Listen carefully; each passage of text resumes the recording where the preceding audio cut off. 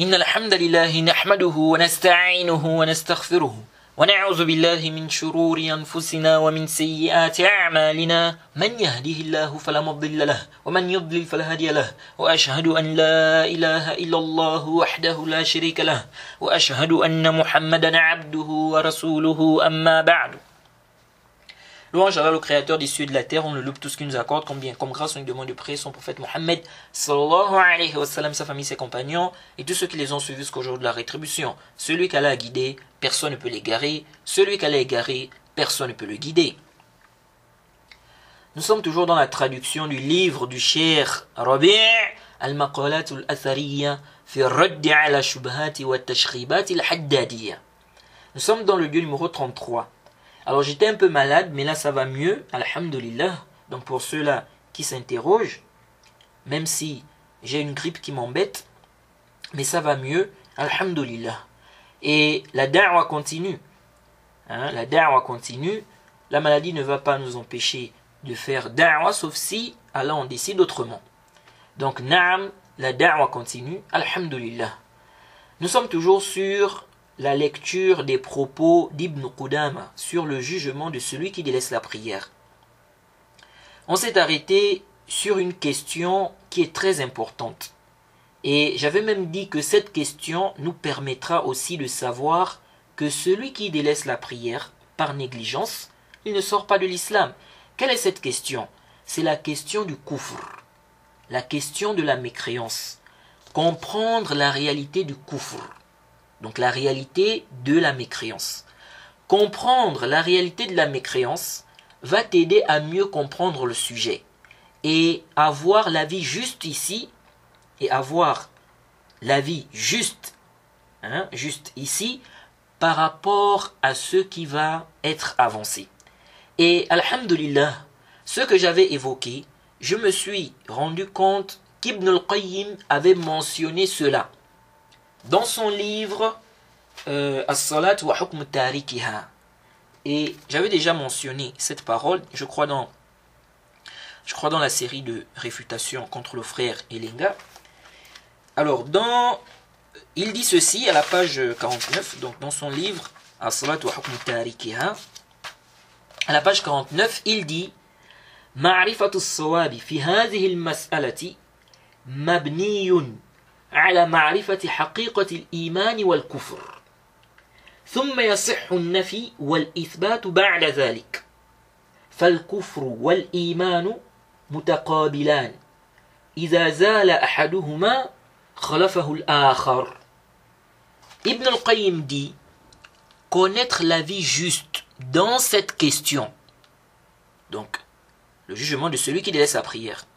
Il dit connaître la vie juste dans cette question repose sur la connaissance de la réalité de la foi et de la mécréance. Il dit, puis on peut affirmer ou infirmer. Puis on peut affirmer ou non. C'est-à-dire, après avoir eu connaissance de la réalité de la foi et du kufr, on peut affirmer que celui qui délaisse la prière est mécréant, ou on peut infirmer en disant que celui qui délaisse la prière, il n'est pas mécréant, il n'est pas sorti de l'islam. Vous voyez. Donc, Ibn al-Qayyim nous fait comprendre ici que connaître la vie juste dans la mas'ala du jugement de celui qui délaisse la prière, connaître la vie juste est basé sur la connaissance de la réalité du kufr et de la foi. Vous voyez. Donc il faut bien comprendre la réalité du kufr, la réalité de la foi, pour voir la vie juste ici. Sinon tu es simplement en train de suivre. Tu suis seulement les gens comme ça, bon tel savant a dit, tel autre a dit, non. Donc voilà, on dit ça. Mais si tu veux vraiment connaître la vie juste dans cette mas'ala, connaître vraiment que, voilà la vie qui est juste ici. Il faut connaître la réalité du kufr. Il faut connaître la réalité du kufr et de la foi. Donc, Ibn al-Qayyim dit, c'est après ça qu'on peut affirmer ou infirmer.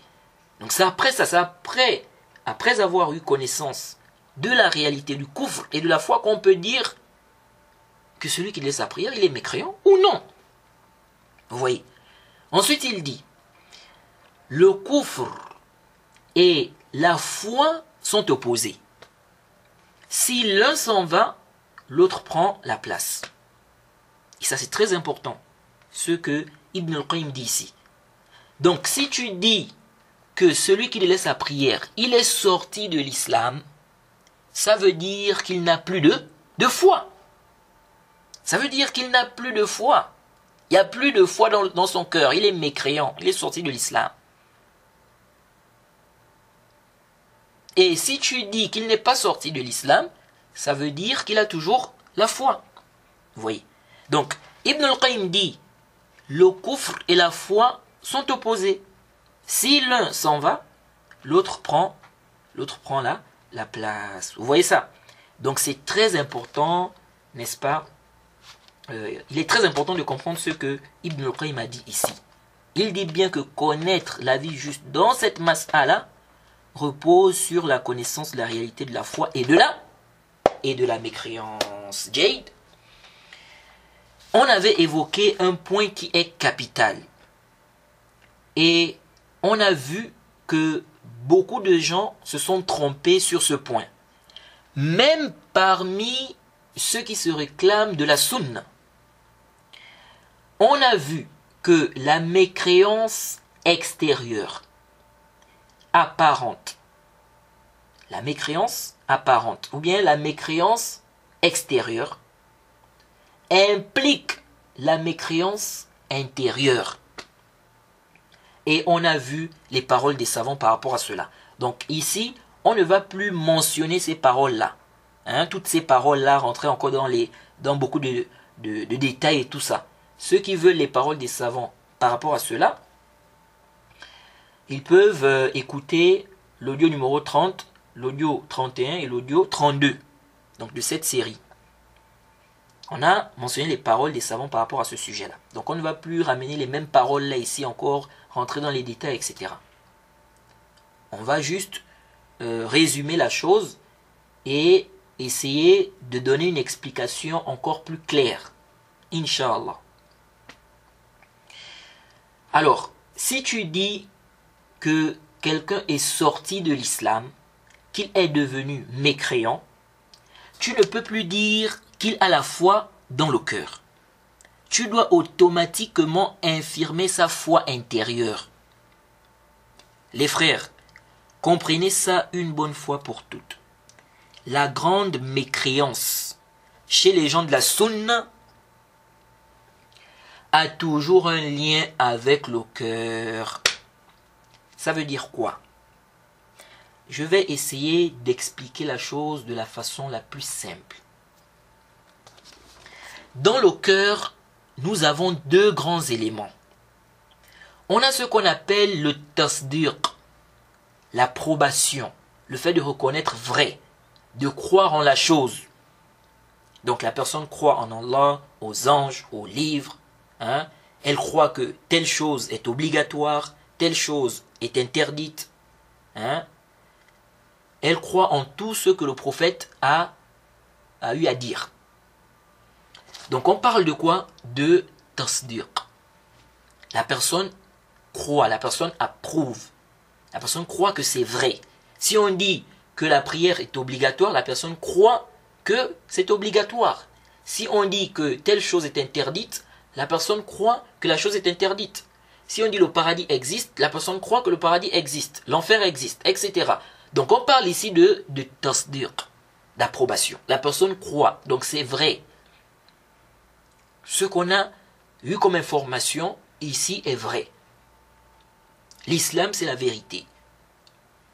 Le Coran, c'est la parole d'Allah. Donc la personne croit. On parle ici de tasdiq. Jade, j'espère que c'est compris. Ça, c'est le premier élément. Jade. Deuxième élément qu'on a dans le cœur, ce sont les actes du cœur. Ce qu'on appelle les a'malul qulub, les actes du cœur, ou bien les œuvres du cœur. Qu'est-ce que c'est? Par exemple, l'amour d'Allah, de son prophète, hein? La vénération, la sincérité, la confiance en Allah, Jade, la peur et ce qui est semblable à ces œuvres-là. Donc, on a l'approbation et on a les œuvres du cœur. Ces deux éléments réunis forment la foi intérieure. C'est-à-dire, lorsque les savants parlent du imanul batin, lorsque les savants parlent du imanul batin, donc la foi intérieure, ils parlent de ces deux éléments-là. Si on a compris ça, la mécréance chez les gens de la sunna a un lien avec cette foi intérieure. Ça veut dire que la chose qui est de la grande mécréance, si elle est faite intentionnellement, volontairement, avec connaissance, donc que c'est haram, elle annule la foi intérieure et elle prouve qu'il n'y a pas de foi intérieure. Maintenant, intabihu huna. C'est là où beaucoup se sont embrouillés. La foi intérieure là, qu'est-ce que c'est? Les deux éléments qu'on a mentionnés. Intabihu, on parle de la foi intérieure. La foi intérieure là, qu'est-ce que c'est? Les deux éléments qu'on a mentionnés. Pas juste un élément. Donc, non, les deux. Si quelqu'un est sorti de l'islam, donc en commettant une grande mécréance, ça veut dire deux choses. Il n'y a pas une troisième chose. C'est forcément ça. Ça veut dire deux choses. Ça veut dire deux choses. Soit la personne n'a plus le tasdiq, donc il n'y a plus l'approbation. Jade, ça peut être par rapport à Allah, donc la personne ne croit plus, n'est-ce pas, en Allah, ou bien la personne croit en Allah, au livre, la personne ne croit plus par exemple au destin, ou bien aux anges, ou bien la personne ne croit plus que telle chose est obligatoire, ou bien la personne ne croit plus que telle chose est interdite, hein? Ou bien la personne ne croit plus en l'existence du paradis, en l'existence de l'enfer. Donc le problème, c'est au niveau du tasdiq. Jade. Donc quelqu'un qui sort de l'islam, c'est deux choses. Forcément. Soit la personne a un problème au niveau du tasdiq. Maintenant, au niveau du tasdiq, ça veut dire quoi? Ça veut dire que la personne, ça veut dire que soit la personne ne croit plus en Allah, par exemple, ou bien la personne croit toujours qu'Allah existe, la personne croit en Allah, mais la personne ne croit plus, par exemple, ou bien la personne ne croit pas à un prophète, ou bien la personne ne croit pas aux anges, ou la personne a renié le caractère obligatoire, par exemple, d'une obligation, par exemple la prière, comme ce coraniste là qui avait, j'ai vu un coraniste là qui a renié le caractère obligatoire de la prière, hein? Mais lui il croit toujours que le paradis existe, l'enfer existe, il croit, n'est-ce pas, aux anges, aux livres, etc. Mais il a renié le caractère obligatoire de la prière. Je lui ai dit clairement que toi tu es un mécréant. Tu es un kafir. Tu es un mécréant. Déjà, les coranistes sont des mécréants.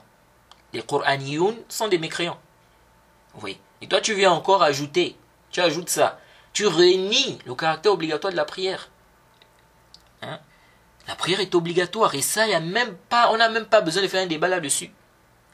Et c'est clair. Ça, c'est un sujet qui est clair.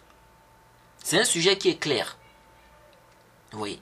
Et tu n'es pas, on va pas dire que non, tu t'es tu es rentré dans l'islam, c'est-à-dire tu venais de rentrer dans l'islam. Non. Donc renier le caractère obligatoire de la prière, c'est du grand kufr. Tu sors de l'islam. Donc, lui là, il a un problème au niveau de quoi? Au niveau du tasdiq. Mais pas le tasdiq par rapport à la croyance en Allah ou bien au jour dernier. Quand j'ai dit la croyance en Allah, c'est-à-dire qu'Allah existe, qu'Allah, n'est-ce pas, est le créateur des cieux, de la terre, etc. Et ceux qui tournent autour. Donc le problème n'est pas à ce niveau. Le problème n'est pas au niveau de la croyance aux anges, aux livres, la croyance, n'est-ce pas, au jour du jugement dernier. Hein. Le problème n'est pas là-bas. Son problème est où? Son problème, c'est au niveau de le caractère obligatoire de la prière. Vous voyez. Bien évidemment, si on regarde bien, on va dire que celui-là, il ne croit pas en Allah. Dans le sens où Allah a rendu la prière obligatoire. Et lui ne croit pas en cela. Vous voyez. Mais il faut bien comprendre ici. Quand je dis ici, quand je parle de croyance en Allah, c'est pas dans ce sens-là. Jaïd. Donc ici là le problème son problème se situe au niveau du tasdiq. Jaïd. Et rentre aussi là le fait de croire le contraire de ce que tu es censé croire. Ça aussi, ça rentre dans la question du tasdiq. Comment ça? Croire le contraire de ce que tu es censé croire. En réalité, c'est quoi? C'est renier ce que tu es censé croire. Est-ce que vous voyez? Par exemple, ceux-là qui invoquent les morts, ou bien quelqu'un par exemple qui invoque des morts, il invoque des morts, il demande, n'est-ce pas, aux morts de lui donner la santé, les enfants, le rizq, etc. Donc la subsistance, le rizq, la subsistance, etc. Celui-là, quand on regarde bien, il peut avoir un problème au niveau des actes du cœur. Mais quand on regarde bien, qu'est-ce qui se passe ici? Lui là en fait, il croit le contraire de ce qu'il est censé croire. Il est censé croire que le mort là ne peut rien pour lui. Vous voyez? Donc cette croyance là, en réalité, il est en train de démentir la croyance qui est vraie, la croyance qui est juste, qu'il est censé avoir. Vous voyez? Les preuves montrent que ce mort-là ne peut rien pour lui. Mais lui croit que le mort peut lui donner ceci, cela, etc.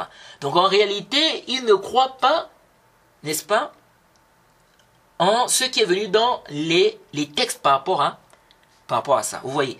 Donc il y a aussi un problème au niveau du tasdiq ici, là. Vous voyez? Et comme j'ai dit, il peut aussi avoir un problème au niveau des œuvres du cœur. Jade. Bref, ce qu'il faut retenir ici, on ne va pas trop rentrer dans des détails.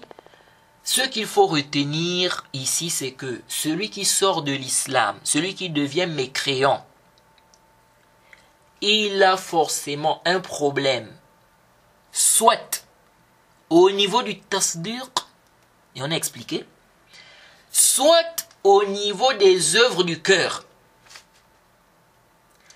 Et ça peut être les deux en même temps. Ça peut être les deux en même temps, comme ça peut être un des deux éléments. Mais forcément, le problème est là. Soit le problème au niveau du tasdiq, soit le problème se situe au niveau des œuvres du cœur. Soit les œuvres du cœur manquent, ou bien une œuvre du cœur manque. Il n'y a pas par exemple l'amour pour le prophète, ou il n'y a pas la vénération pour Allah, le respect. Par exemple, quelqu'un qui prend le Coran et il piétine ça. Il sait que c'est le Coran qui est là, c'est la parole d'Allah. Il piétine volontairement.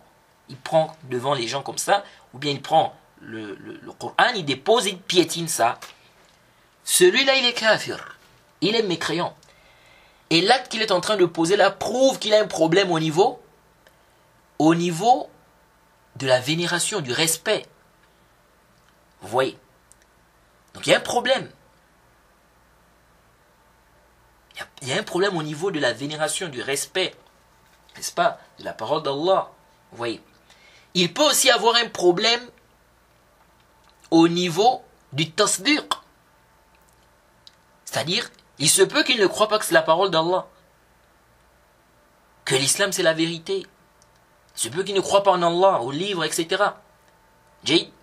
Comme il peut croire que c'est la parole d'Allah, mais il piétine ça quand même. Il y a un problème au niveau des actes du cœur. Vous voyez. Donc le problème peut se situer au niveau du tasdiq, comme le problème peut se situer au niveau des actes du cœur. Ou bien ça peut être les deux, ou l'un des deux.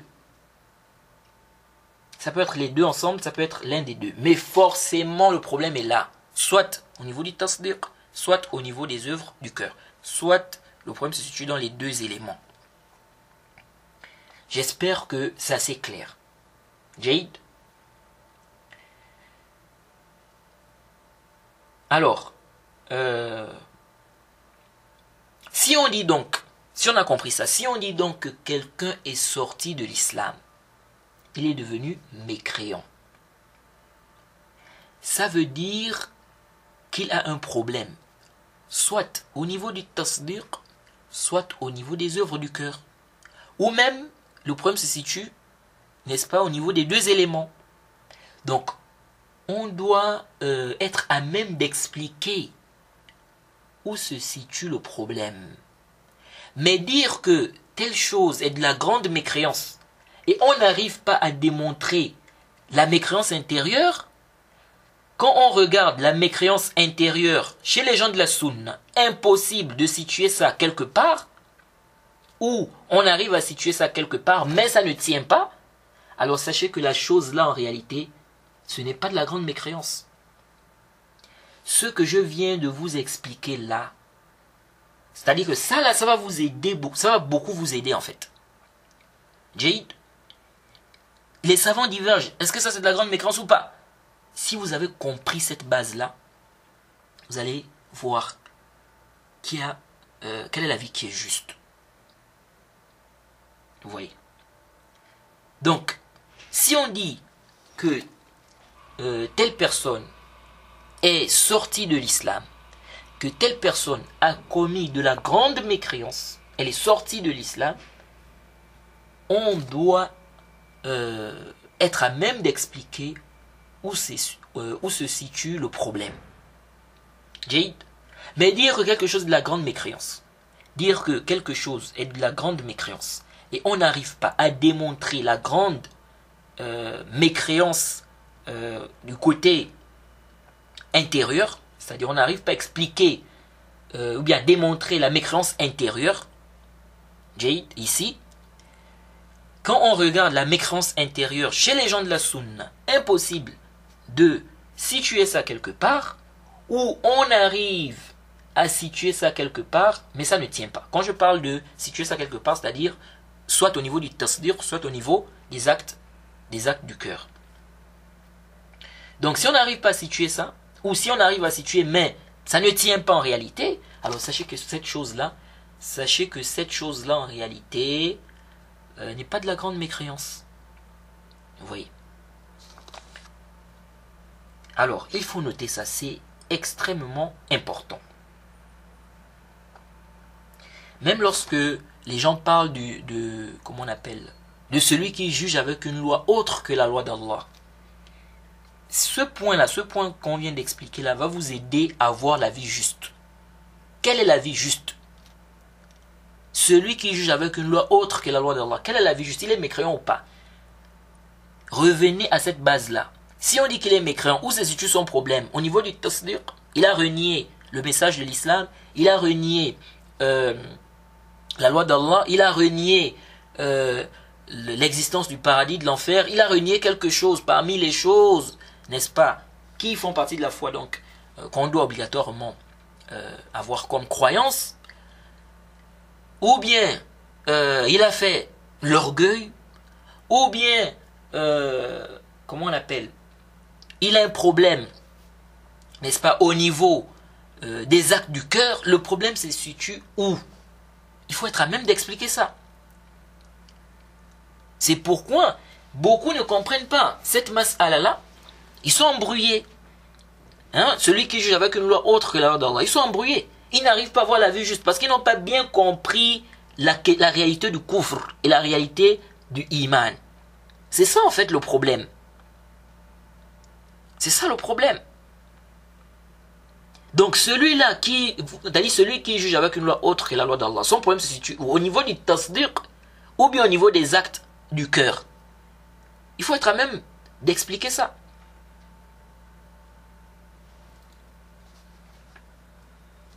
Jade.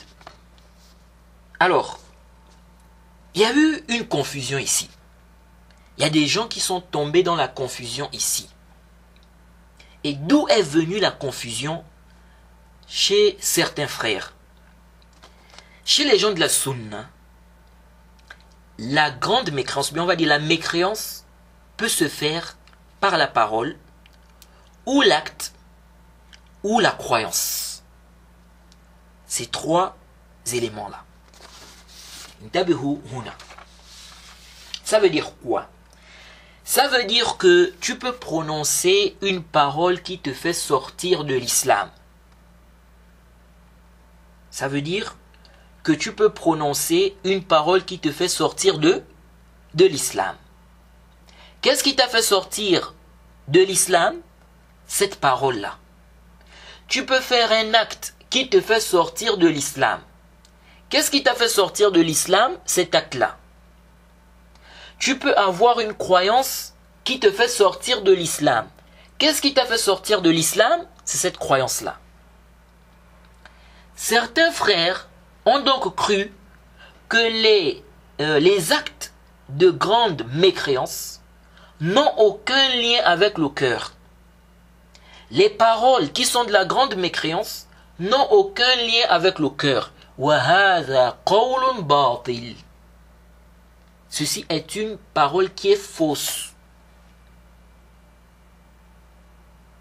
Et des gens sont en train d'infiltrer ça, de faire entrer ça en disant que c'est la croyance des gens de la sunna.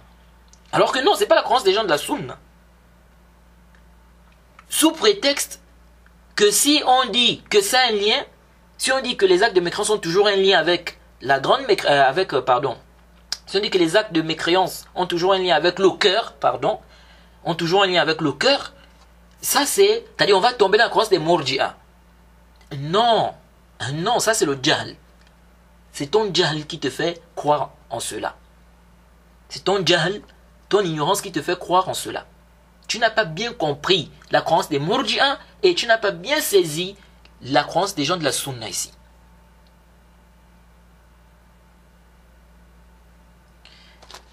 Donc, intabihu.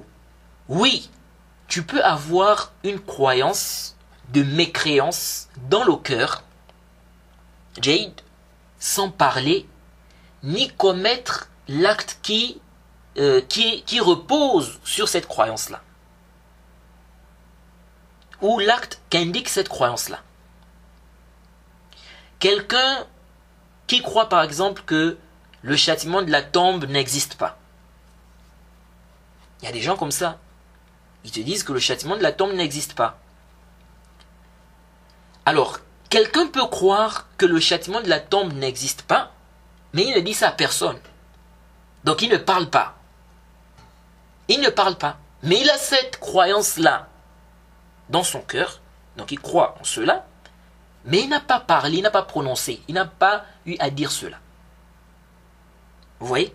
Donc quelqu'un peut avoir une croyance sans prononcer, sans parler.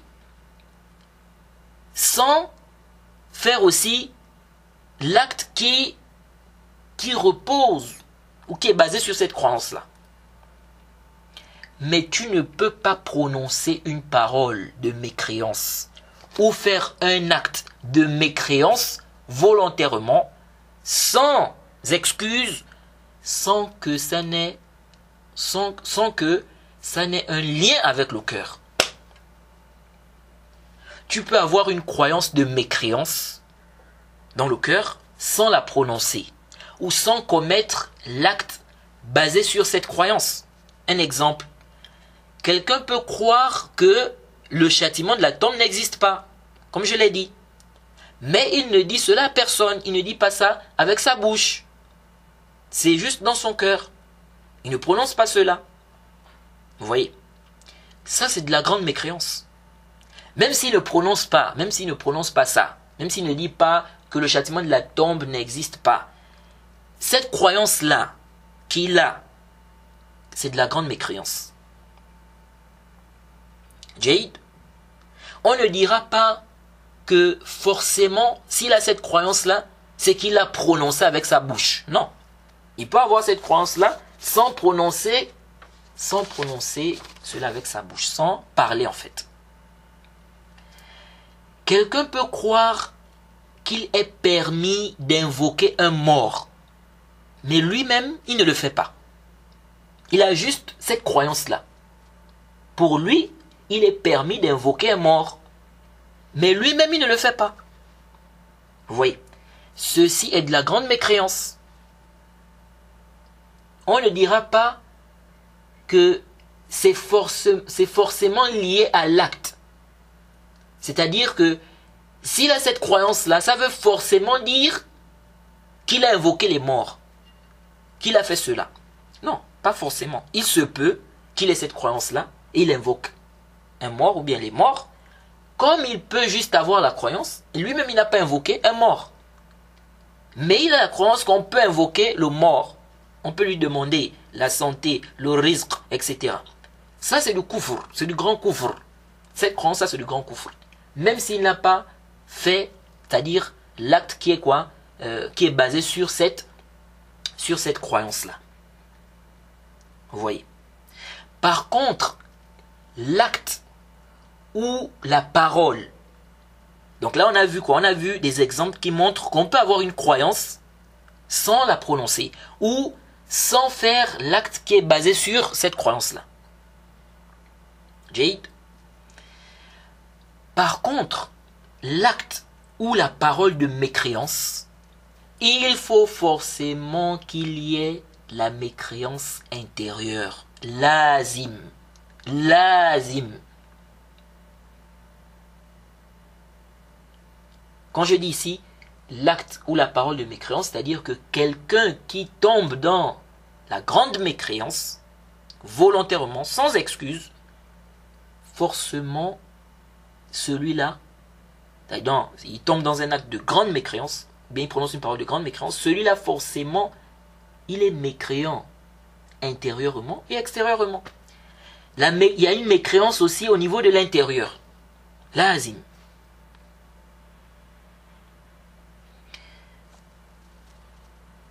Donc, celui qui prononce la parole de mécréance sans excuse, ou qui fait un acte de kufr sans excuse, il a forcément un problème dans le cœur. Maintenant, où se situe le problème qui est dans le cœur là? C'est là où les murji'a se sont égarés. Et c'est là où certains frères aussi qui se réclament de la sunna se sont embrouillés. Et se sont égarés.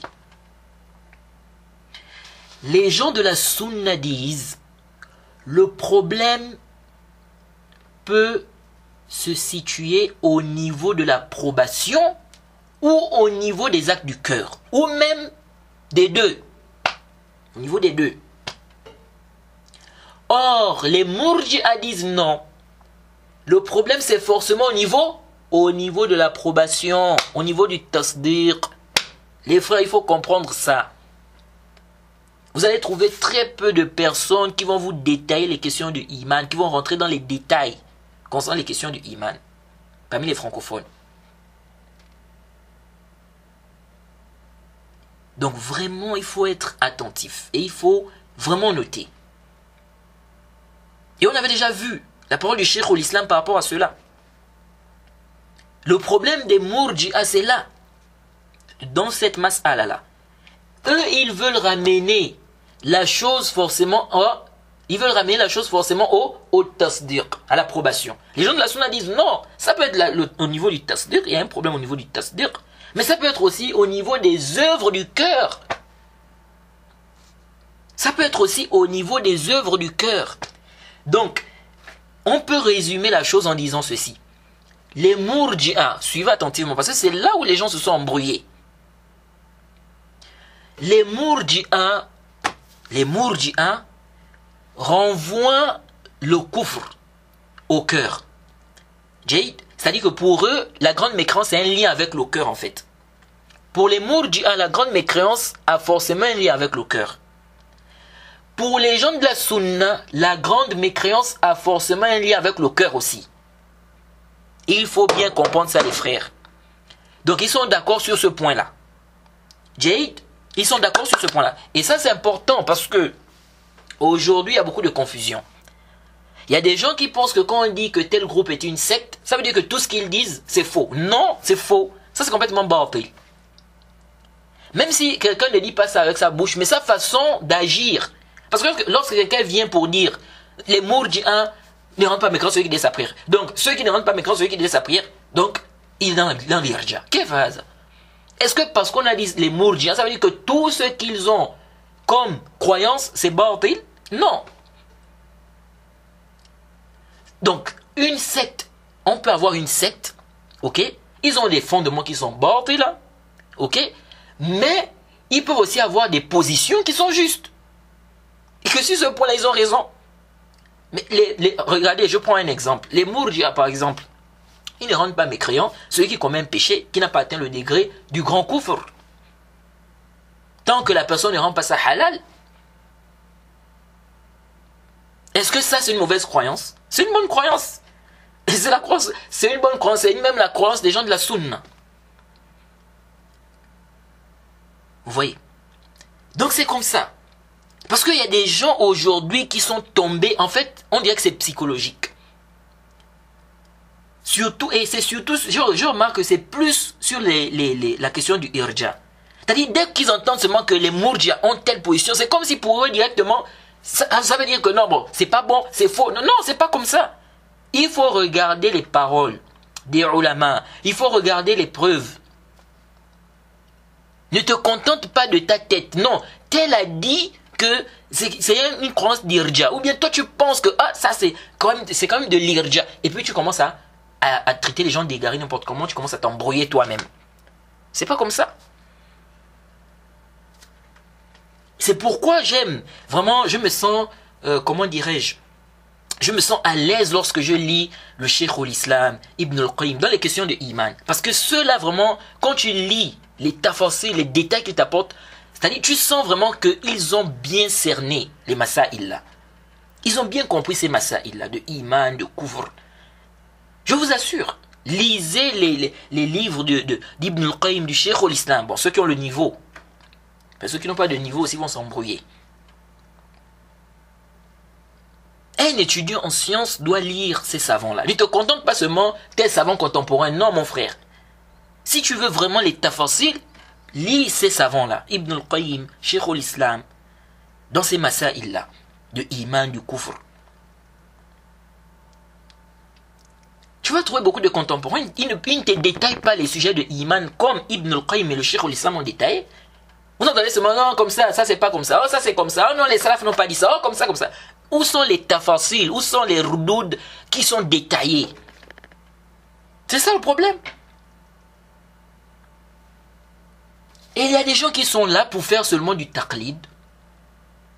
Ils sont là en train de faire du taqlid. Oh, mais t'es savant, oh, mais c'est un grand savant. Ça ne suffit pas qu'il soit un grand savant. Est-ce que ce qu'il a dit c'est haqq? Et est-ce que les savants n'ont pas traité la question là bien avant lui? Les savants ont parlé de ça. Les Ibn al-Qayyim, le Cheikh al-Islam, ils ont parlé de ça. Les Mohammed ibn Nasr et tout ça.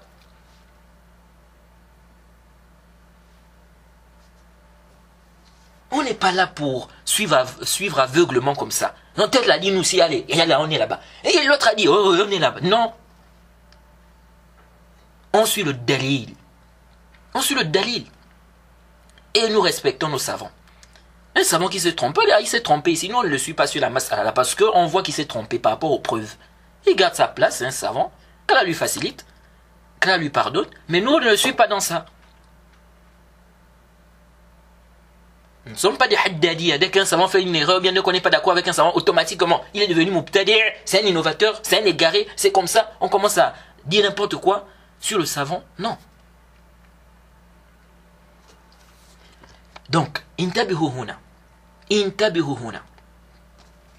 Donc, la confusion intervient à quel niveau?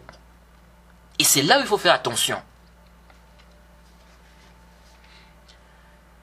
Les Murji'a et les gens de la Sunna sont d'accord que la grande mécréance a un lien avec le cœur, avec la foi intérieure.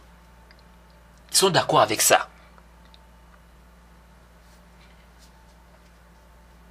Et donc la confusion est arrivée ici. Certains ont cru que, en fait, les Murji'a voient que la grande mécréance est seulement, n'est-ce pas, ce qui vient du cœur. C'est-à-dire la grande mécréance est seulement liée, ou bien on va dire, elle est comment on appelle? C'est-à-dire on devient mécréant que si on a une croyance de kufr. Jade. Donc pour eux, ils ramènent tout au cœur. Et l'acte de mécréance, en réalité, n'est pas un acte de mécréance. Mais c'est plutôt un signe de la mécréance qui est dans le cœur. Et donc si quelqu'un vient et il dit que la grande mécréance a toujours un lien avec le cœur, tu ne peux pas être mécréant d'une grande mécréance et on dit que tu as la foi dans le cœur. Il y a toujours un lien avec le cœur. Bon, ça c'est la croyance des Murji'a. Tu peux sortir de l'islam même si l'acte là n'a aucun lien avec le cœur, indépendamment du cœur. Qu'est-ce que c'est? Et des gens font des faux pas ici. Ça c'est très dangereux. Donc,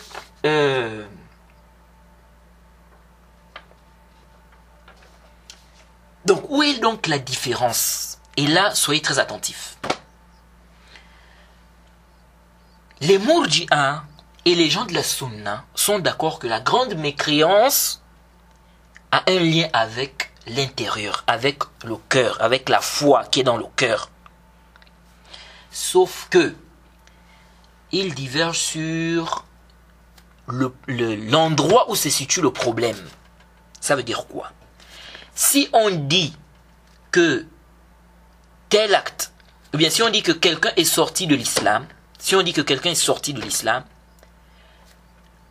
le problème, le kufr intérieur se situe à quel niveau?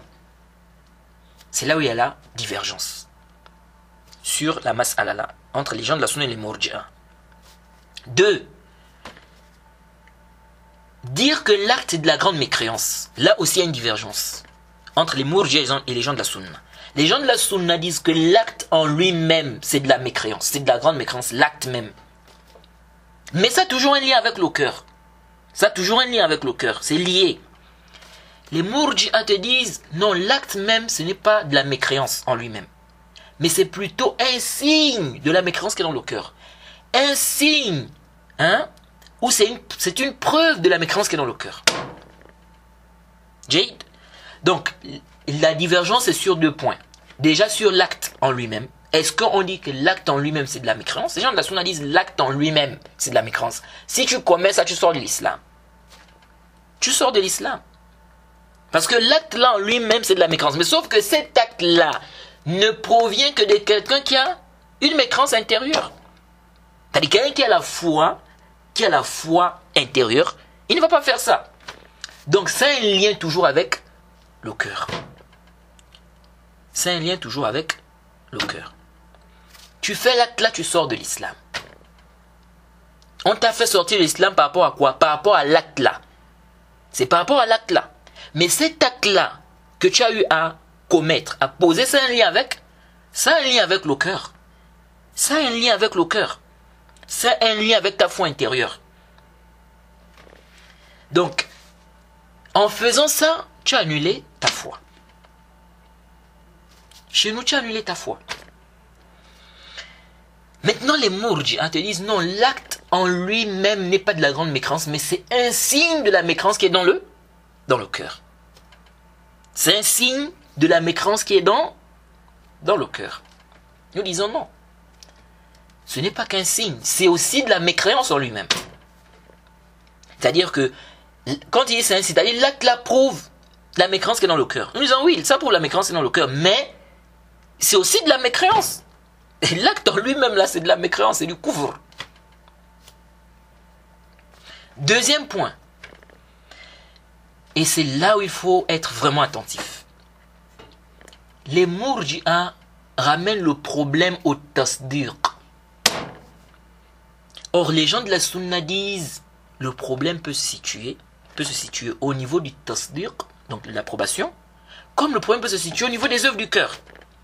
C'est-à-dire, celui qui est mécréant, chez les Mourji'a, ils te disent que s'il est mécréant, s'il est sorti de l'islam, c'est qu'il a un problème au niveau du tasdiq, de l'approbation. Jade. C'est pourquoi certains ont même exagéré. Celui qui insulte Allah, ils vont te dire que ce n'est pas du kufr. Ce n'est pas du kufr en lui-même, donc le fait d'insulter Allah, mais c'est la preuve du kufr qui est dans le cœur. Et le fait qu'il insulte Allah, ça prouve qu'il a rendu ça halal. Ça prouve qu'il a rendu ça halal. Donc il croit que c'est permis d'insulter le prophète, bien c'est permis d'insulter Allah.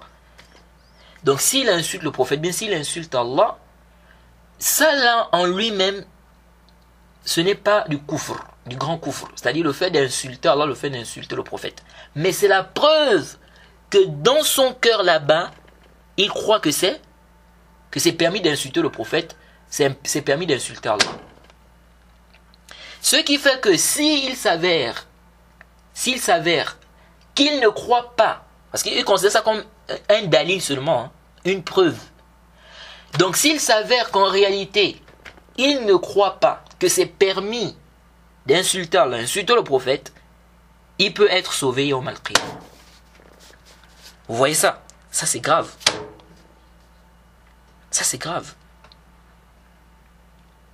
Et le cheikh l'islam a bien détaillé cette question. Il a vraiment bien détaillé ça. Donc, nous disons non.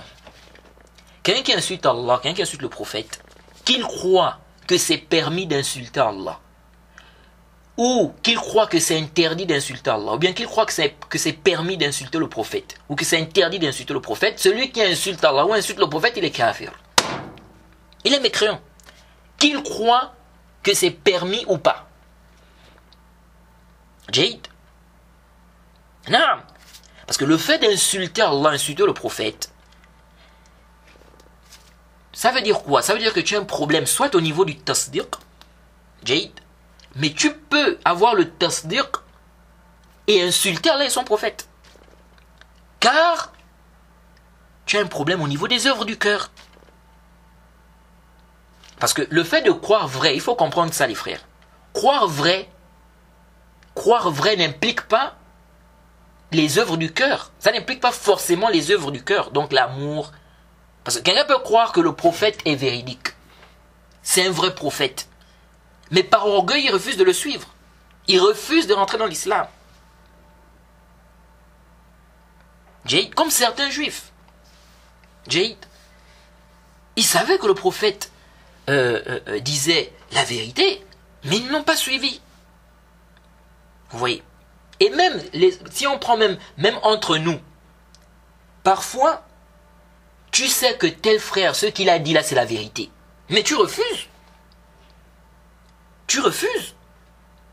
Et parfois même, tu ne veux pas affirmer cela devant les gens. Mais au fond de toi, tu sais que ce qu'il dit là, c'est vrai. Mais comme tu le détestes, il y a la jalousie, tu ne veux pas admettre. C'est comme ça. Même les gens qu'on réfute là, vous croyez quoi? Il y en a, ils écoutent, ils savent. Ils écoutent, ils savent que ce que le frère a dit là, c'est vrai. Mais il ne va pas reconnaître ça devant les gens. Mais au fond de lui, c'est que ce que tu as dit dans ta réfutation là, c'est la vérité. Tu as réfuté, la réfutation que tu as apportée là, c'est haq. Mais il ne va pas venir faire un audio pour dire on m'a montré mon erreur et tout ça, je me suis trompé. Je reviens sur ça, ce que j'avais dit, c'était pas juste. Il ne va pas le faire. Vous voyez.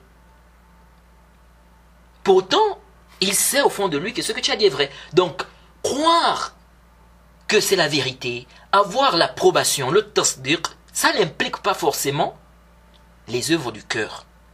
Jade. Donc, quelqu'un peut avoir comme croyance que c'est interdit d'insulter Allah et son prophète, mais il insulte quand même. Mais il insulte. Est-ce que vous voyez un peu? Donc, il y a un problème au niveau de la vénération d'Allah, hein, dans la vénération envers Allah. Il y a un problème de respect ici. Vous voyez un peu? Et celui qui insulte, en général, quand on insulte, on vise quoi? On veut léser, causer du tort, en général. Vous voyez? On veut blesser, on veut léser, on veut causer du tort. Qu'est-ce qui te pousse à insulter un tel?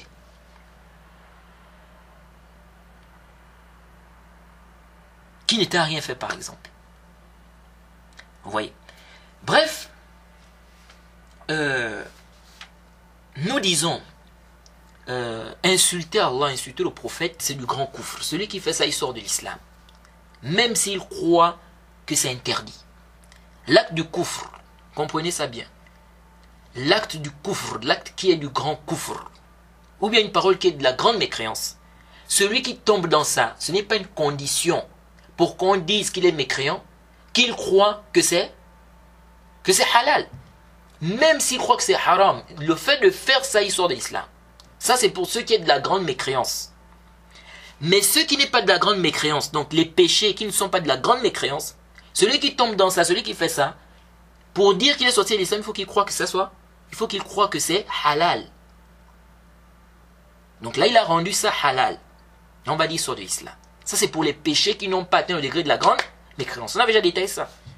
Mais la grande mécréance, le grand coufre, celui qui tombe dans ça, il sort de l'islam. Même s'il croit que c'est haram. Jade, il faut bien saisir ces points-là, les frères. Donc les Murji'a se sont embrouillés ici. Ils ont cru que le problème, si on dit que quelqu'un est sorti de l'islam, le problème c'est au niveau de quoi? Du tasdiq. Vous voyez.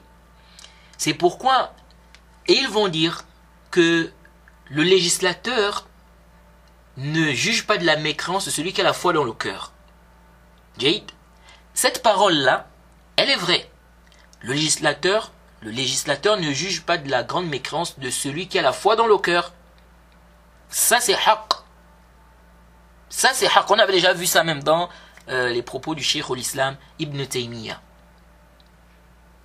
Le législateur ne juge pas de la mécréance de celui qui a la foi dans le cœur. Jade. Ça c'est haqq. C'est une vérité. Les gens de la sunna confirment cela. Le Cheikh al-Islam a bien expliqué cela. Mais le problème c'est où? Cette foi qui est dans le cœur là, c'est quelle foi? C'est ça le problème. La foi là, ils te disent c'est le tasdiq. C'est ça le problème. Est-ce que vous voyez? Or nous les gens de la sunna nous disons non. La foi qui est dans le cœur là, c'est pas juste le tasdiq. La foi qui est dans le cœur là, c'est pas juste le tasdiq. C'est le tasdiq avec les œuvres du cœur. La foi qui est dans le cœur là, c'est le tasdiq avec les œuvres du cœur. Donc l'approbation avec les œuvres du cœur. Donc c'est ça le problème des Murji'a. Et comme ils ont restreint la foi qui est dans le cœur là au tasdiq, et donc lorsqu'ils te disent qu'il y a un lien entre la grande mécréance et la foi intérieure, Jade, qu'il y a toujours un lien, mais qu'il y a un lien, eux ici là quand ils vont dire il est sorti de l'islam, ils vont ramener le problème là à quoi? Ils vont ramener le problème au tasdiq. Donc ils vont dire s'il est mécréant, c'est qu'il y a un problème au niveau du tasdiq. Donc ça veut dire qu'il a démenti, il a renié ceci. C'est pourquoi certains, ou bien c'est pourquoi ils vont te restreindre le coufre au reniement. Au reniement. Hein? Au juhud, au takzib, ou à l'istihlal. Vous voyez? Mais chez les gens de la sunna, non. Parce que déjà la foi intérieure là, ce n'est pas juste le tasdiq. On a les œuvres du cœur. Les œuvres du cœur. Quelqu'un peut croire vrai, mais il n'accepte pas par orgueil. Ou bien, ça existe ou pas? Ça existe. Quelqu'un peut croire vrai, il croit que c'est vrai, mais il n'accepte pas par orgueil. Par exemple, il croit que ce que le prophète a dit c'est vrai, c'est un véritable prophète. Ce qu'Allah a dit est vrai, l'islam c'est la vérité. Il croit en cela, au fond de lui, il sait que c'est haqq. Mais il n'accepte pas, il n'atteste pas, il refuse d'attester par orgueil. Il ne veut pas. Il fait l'orgueil. Celui-là, il est musulman. Il n'est pas musulman. Il y a le tasdiq, que l'islam c'est la vérité, le prophète est un prophète véridique. Oui, il y a le tasdiq là. Mais est-ce que ça suffit pour qu'il soit musulman? Ça ne suffit pas. Ça ne suffit pas. Vous voyez. Donc, l'erreur des Murji'a, ici, là, c'est ça. C'est-à-dire, eux, ils ont ramené la chose seulement au tasdiq. Donc, ne soyez pas trompés. Donc, si on dit, les Murji'a disent que la mécréance revient, ça revient forcément au cœur. C'est-à-dire que ça a un lien, en fait, avec le cœur. Ok, la grande mécréance. Et si vous entendez quelqu'un de la sunna qui dit que la grande mécréance a un lien avec le cœur, il faut faire attention. Jade. Chez les gens de la sunna, la grande mécréance a un lien avec le cœur, ça veut dire quoi? Ça veut dire que si quelqu'un est sorti de l'islam, ça veut dire qu'il est mécréant intérieurement. Donc il a un problème dans la foi intérieure. Ça veut dire qu'il y a le coufre intérieur ici. Mais maintenant, ce coufre intérieur-là, c'est à quel niveau? Les gens de la sunna disent que ça peut être au niveau de l'approbation, comme ça peut être au niveau des actes du cœur, ou bien des deux. Les Murji'a, ils te disent, si la personne est sortie de l'islam, ça veut dire qu'il y a un problème au niveau de quoi? Au niveau de sa foi intérieure. Jade, ça c'est vrai, il y a un problème au niveau de sa foi intérieure. Mais le problème est où? Comme pour eux, la foi c'est le tasdiq, ok? Et donc ils vont te ramener le problème au tasdiq. Comme pour eux la foi intérieure c'est le tasdiq, bien la foi c'est le tasdiq, ils vont te ramener le problème au tasdiq, à l'approbation. Ils vont dire, si les mécréants c'est que il y a un problème au niveau du tasdiq, c'est qu'il a renié ceci. Ok? C'est qu'il a démenti ceci. C'est qu'il croit que c'est halal, que telle chose est halal. Donc eux ils vont ramener le problème au tasdiq. Les gens de la sunna disent non. Non, oh, vous les Murji'a. Le problème c'est pas seulement là. Vous avez raison, il peut y avoir, le problème peut se trouver au niveau du tasdiq. Mais ce n'est pas seulement à ce niveau. Et c'est là où vous vous êtes embrouillés. Vous voyez. Il est très important de faire cette différence et de comprendre ça les frères. Donc ceux qui ont embrouillé certains de nos frères, c'est ça en fait. Eux ils ont cru que ici quand on dit que les Murji'a ont ramené au cœur, donc on ne peut pas dire que le koufr a toujours un lien avec le cœur. Parce que si tu dis ça, c'est comme si tu as ramené la chose au cœur comme les Murji'a. Mais ils n'ont pas compris que chez les gens de la sunna, le grand koufr a toujours un lien avec le cœur. Mais la différence, c'est que chez les Murji'a, eux, ils ramènent ça à la question du tasdiq, de l'approbation. Les gens de la sunna disent non. Ça peut être, ils disent qu'effectivement, ça peut revenir. Il peut y avoir un problème au niveau du tasdiq, mais il n'y a pas que ça. Il peut aussi avoir un problème au niveau des œuvres du cœur. Comme le problème peut se situer dans les deux. Le tasdiq et au niveau des œuvres du cœur. C'est ça en fait. Vous voyez, donc il est important pour nous de faire cette différence là parce que il y a beaucoup de confusion maintenant les frères. Beaucoup de gens sont dans la confusion. Et certains frères vraiment sont dans la confusion en ce qui concerne les questions de irja. Vous voyez. Et cette confusion là, elle se situe, en fait elle est dans deux côtés. Parce que j'ai écouté quelqu'un dire aujourd'hui il y a la confusion. Certains ont la croyance des Murji'a, ils disent que c'est la croyance des Ahl Sunna, des gens de la Sunna. Mais celui qui a dit ça, il est distrait. De la même manière que ça existe, mais il y a aussi des gens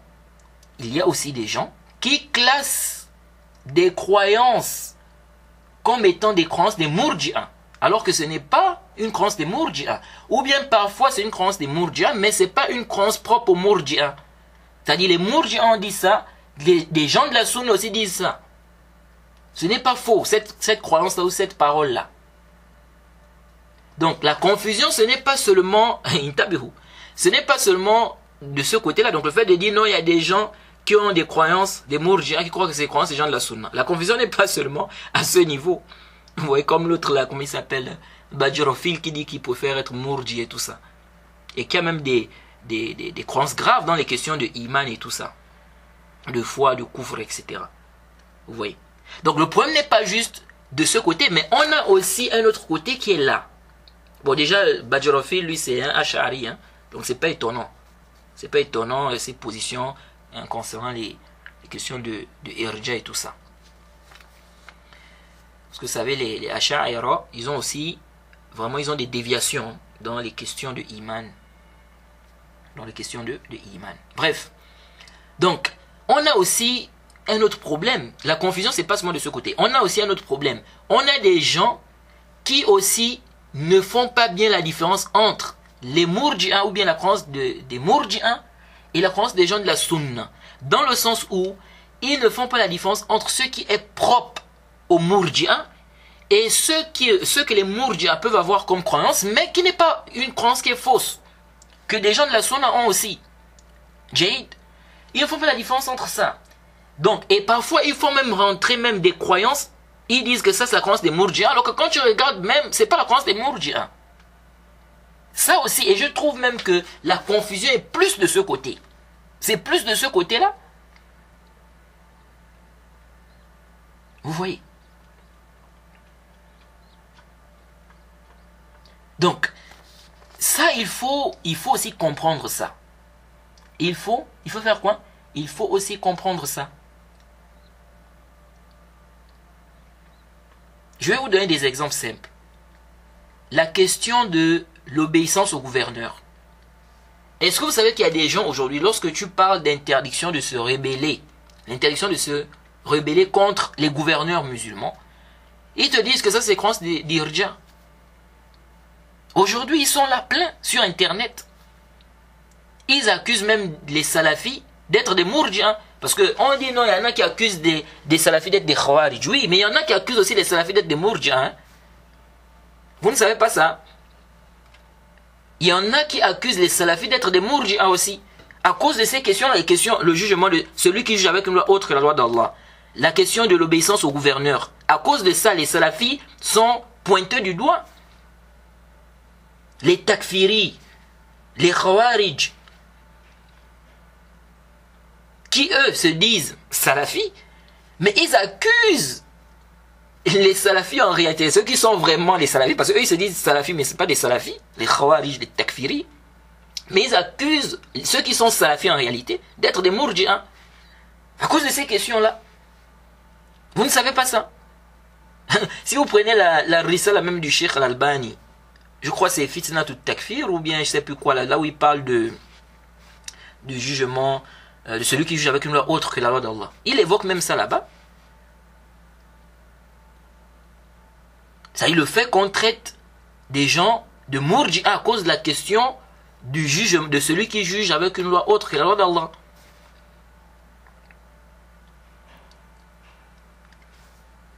Quand vous voyez, on traite même les autres, il y a les Haddadiya du Gabon là qui ont accusé le cheikh Mohamed Aman al-Jami d'être dans l'irja. C'était à cause de quelle question? C'était à cause de quelle question? Mais c'est les questions là de l'obéissance au gouverneur. Ils ont même menti sur le cheikh en disant qu'ils voient l'obéissance au gouverneur de manière absolue. Ça c'est un quasi. Donc il y a ça aussi, il faut pas faire abstraction de ça. C'est-à-dire, on a l'impression que des gens, en fait, je ne sais pas, hein, en fait, je ne sais pas. Je ne sais même pas ce qu'il faut dire. On accuse des salafis d'être des khawarij.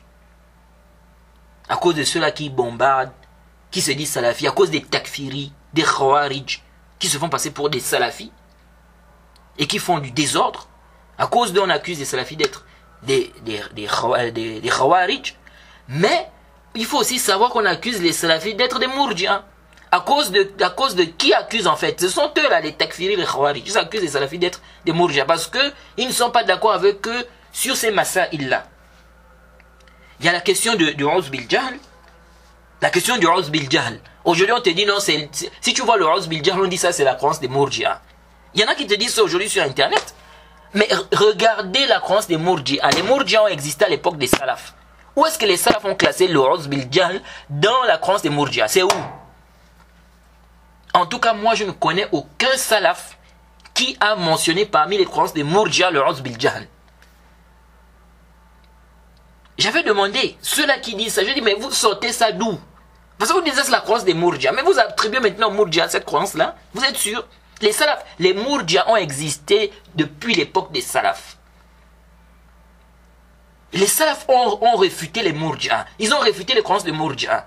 Mais pourquoi ils n'ont pas réfuté ça si vraiment c'était ça leur croyance? Parce que vous voulez faire croire que ne pas voir le Uz bil Jahl, c'est ça la croyance des gens de la Sunna. Voir le Uz bil Jahl, automatiquement c'est la croyance des Mourji'a. Ok? Donc ça veut dire que les Mourji'a avaient cette croyance à l'époque des Salafs. Et c'était contraire à la croyance de vérité. Mais pourquoi les Salafs n'ont pas réfuté ça alors? Pourquoi les Salafs n'ont pas mentionné? Ils ont réfuté les Mourji'a. Ils ont même été durs envers les Mourji'a. Mais pourquoi ils n'ont pas réfuté ça? C'est-à-dire en disant que les Mourji'a disent ça, ceci est faux. Comme ça, kaza wa kaza wa kaza. C'est où?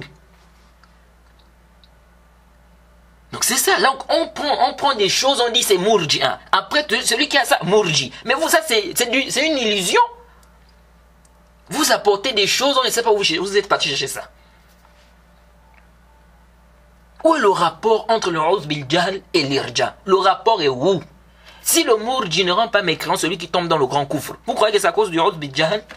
C'est pas à cause du Uz bil Jahl. C'est pas à cause de l'excuse pour cause d'ignorance. C'est à cause de sa mauvaise croyance dans les questions du iman. Est-ce que ce que celui-là a fait là, c'est du grand coufre ou c'est pas du grand coufre? Est-ce que ça fait sortir de l'islam ou pas?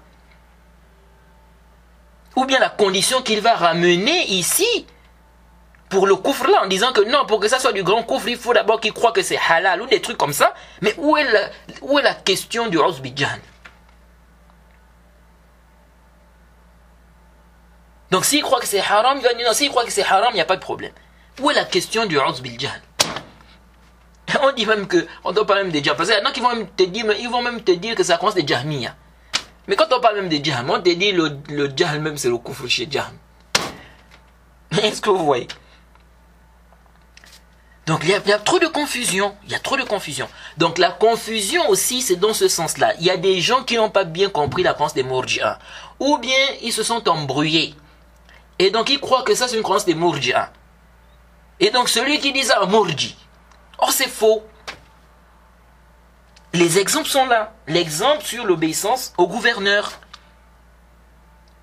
Vous allez voir les takfiri, les khawarij. Si tu parles d'obéissance au gouverneur, le gouverneur qui est pervers, musulman, le gouverneur musulman qui est pervers, ils vont te traiter de Mourji. Mais ils m'ont dit que tu es dans l'Irja. Ils sont là plein comme ça sur Internet. On a déjà fait des débats avec ces gens-là combien de fois? Celui qui juge avec une loi autre que la loi d'Allah. Si tu apportes les tafasil que les ulama ont apporté, hein, que si c'est comme ça, c'est là où c'est du grand coufre, c'est là où c'est du grand coufre. Si c'est pas comme ça, c'est pas du grand coufre, etc. Ils vont t'accuser d'irja. Le Uz bil Jahl, pareil. On te dit maintenant aujourd'hui, c'est... Non, ça vient des Mourji'a. Vous voyez. Même certains grands savants. Non, le Uz bil Jahl, ça vient de Mourji'a. Qu'est-ce que ça vient de Mourji'a? C'est où dans les kutub des salaf? La question là, où on a dit que non, le Uz bil Jahl, c'est un fondement des Mourji'a. C'est où? Et je crois que j'avais expliqué ce point-là. J'avais expliqué que là où on peut peut-être faire un lien, et même là, c'est peut-être si quelqu'un ne voit pas le kufr, c'est-à-dire ne voit pas que quelqu'un sort de l'islam, peu importe l'acte de kufr qu'il va poser, il ne sort pas de l'islam. Tant qu'il n'a pas renié, par exemple, le message de l'islam, ou bien tant qu'il n'a pas renié l'islam. Maintenant, il va prendre le Uz bil Jahl comme une barrière. Jade. Donc pour ne pas faire sortir de l'islam celui qui tombe dans le grand coufre. Mais si quelqu'un agit comme ça, on peut facilement attraper quelqu'un comme ça. Jade. Parce que quand les savants qui ont parlé du Uz bil Jahl, ils n'ont pas dit que la personne est excusée à vie. Non. Ils te disent que si la personne maintenant a connaissance, Jade, et que la personne persiste, elle sort de l'islam. Ou même, il y en a qui te disent même si la personne était négligente, elle n'est pas excusée pour son ignorance. Jade. Donc si maintenant la personne a eu connaissance et la personne persiste, lui il ne fait pas toujours le takfir, on comprend donc qu'il y a un autre problème. Donc ce n'est plus un problème de Uz bil Jahl. Jade, ça veut dire que lui là il a un autre problème. Alors donc, si on veut maintenant aller dans ce sens-là, mais il faudra prouver que celui-là, effectivement, il ne voit pas que la grande mécréance fait sortir de l'islam, si ce n'est le reniement. Il faudra prouver ça. C'est pas juste une affirmation. Tu affirmes, tu accuses l'autre que c'est ça sa croyance, sans dalil, tu n'as aucun dalil. Ça c'est le hawa, ça c'est la passion. Ça c'est la passion. Donc c'est là on peut peut-être faire un lien. Mais là ça nécessite le dalil. Il faut prouver que lui là vraiment c'est ça sa croyance. Mais sinon, quand on regarde le Uz bil Jahl, où est le rapport entre le Uz bil Jahl et l'irja? Apportez-nous un salaf qui a classé le Uz bil Jahl parmi les fondements des Murji'a. Donc c'est un bahth. En fait c'est, comment dirais-je? C'est-à-dire que depuis la base déjà, c'est cassé. Si tu ramènes ça à l'irja, ça n'a pas de rapport. C'est ça le problème. C'est ça le problème. La question du Tariq Salah. J'allais même oublier ça. Le Tariq Salah. Aujourd'hui, on a des gens qui accusent d'irja. Ceux qui ne rendent pas mécréants, ceux qui disent après, ils disent ça c'est la croyance des Murji'a. Donc la confusion, c'est pas seulement. La confusion, c'est aussi, on a fait rentrer des croyances. On a pris des croyances en disant que ces croyances-là, c'est les croyances des Murji'a. Ou bien c'est propre aux Murji'a. Donc celui qui a ça, c'est un Murji. Alors que c'est faux. La croyance-là, bien que des Murji'a ont adopté ça, mais des gens de la Sunna ont aussi adopté ça. Et ça, il n'y a aucun ishkal. Il n'y a aucun ishkal. C'est pas parce qu'on dit les Murji'a, c'est-à-dire c'est une secte, ils sont égarés, que ça veut dire que tout ce qu'ils ont comme croyance, c'est batil. Non, les Murji'a ne rendent pas mécréants, celui qui dit sa zakat. Mais est-ce que ça c'est haqq ou bien c'est batil? C'est haqq ou bien c'est batil? C'est haqq. Celui qui dit sa zakat ne sort pas de l'islam. Donc ils ont raison ici aussi. Donc c'est pas seulement une croyance qui est propre aux Murji'a. On trouve des gens de la Sunna qui ont cette position-là. Bien qu'il y ait une divergence entre les savants de la Sunna concernant c'est-à-dire depuis l'époque des Salaf même. Il y a une divergence. À l'époque des Salaf, il y a eu une divergence sur le jugement de celui qui laisse la zakat. Le Tariq as-Salah, on te dit aujourd'hui que celui qui... Voilà les Haddadi, hein. Abdul Hamid et leur groupe, etc. Hein, Al-Juhani et leur groupe et tous ceux qui les suivent et tout ça. Ils vont te dire que ne pas rendre mécréant celui qui laisse la prière, il est dans l'irja. Donc, on a des gens qui croient que telle croyance c'est du irja, donc celui qui a ça, il est dans l'irja. On a des gens qui sont dans cette confusion-là, alors que c'est faux. Il se peut que la croyance, c'est une croyance, c'est-à-dire les Murji'a ont cette croyance-là, mais ce n'est pas une croyance qui est propre aux Murji'a. Ou parfois même, ce n'est même pas la croyance des Murji'a aslan. Est-ce que vous voyez un peu? Ce n'est même pas la croyance des Murji'a. Donc, il faut voir que la confusion est là. La confusion est là. C'est bien beau de... C'est-à-dire que quelqu'un m'avait dit, oui, mais il y a des gens qui sont dans la croyance des Murji'a. Ils croient que c'est la croyance des gens de la Sunna. Mais tu enlèves aussi, tu fais abstraction de l'autre aspect. Qu'il y a des gens qui accusent des gens d'irja injustement. Parce qu'ils ont cru que ça c'est du irja, telle chose est du irja, alors que c'est pas du irja. Tout ça c'est dû à quoi? Au jahl, l'ignorance. Et parfois c'est la passion aussi. C'est ça. J'ai eu un débat, regardez, je vais vous donner un exemple encore. Un exemple simple. J'ai eu un débat avec un frère. Je vais ici, comme c'était en arabe, je vais vous faire la traduction en fait. du débat. Juste la traduction. Hein. Écoutez, et je vous cite ça, pourquoi? Pour que vous puissiez comprendre que il y a des gens aujourd'hui qui se font des idées. C'est-à-dire, ils vont prendre quelque chose, ils vont dire ça commence de Mourji'a, ou bien c'est du Irja. Et après, si toi tu as ça, il te dit tu es dans l'Irja. Alors qu'en réalité, c'est lui qui se trompe. C'est pas une croyance qui est propre au Mourji'a, ou bien c'est pas une croyance des Mourji'a. Alors, ça fait quelques jours de cela, j'ai débattu avec quelqu'un qui a la croyance des Khawarij. Le débat était en arabe, sur une page publique. Donc je vais vous lire une partie de notre débat, pour que vous sachiez qu'il y a toujours des gens aussi qui ont la croyance des Khawarij. Et il y a des gens qui confondent, qui croient que telle croyance est une croyance d'Irja, alors que ce n'est pas une croyance d'Irja. Et je vais faire directement la traduction en français, parce que le débat était en arabe. Donc, je ne vais pas lire le texte et puis traduire. Non, je traduis une bonne fois, pour aller un peu plus vite. Alors, on a débattu sur plusieurs points. On parlait de la question de l'istihlal, de la question du jugement. Celui qui juge avec une loi autre que la loi d'Allah, on débattait sur ça, et plein d'autres questions. Alors, on est arrivé à une mas'ala.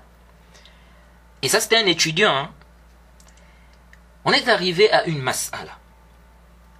Alors là, on débattait sur la question de le jugement de celui qui juge avec une loi autre que la loi d'Allah et la question des gouverneurs.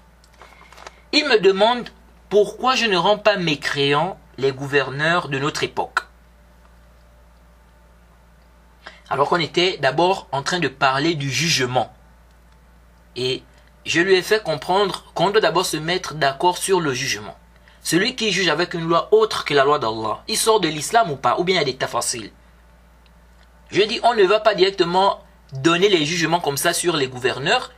On n'a pas, on ne sait pas encore, on n'a pas encore débattu sur, on n'a pas encore une conclusion en fait sur le jugement de celui qui juge avec une loi autre que la loi d'Allah. On doit d'abord bien débattre sur ce point-là. Après le débat, ok, les arguments et tout ça de tout un chacun. Maintenant, on va venir sur la question des gouverneurs. Mais lui, il était déjà, c'est-à-dire, il était pressé en fait.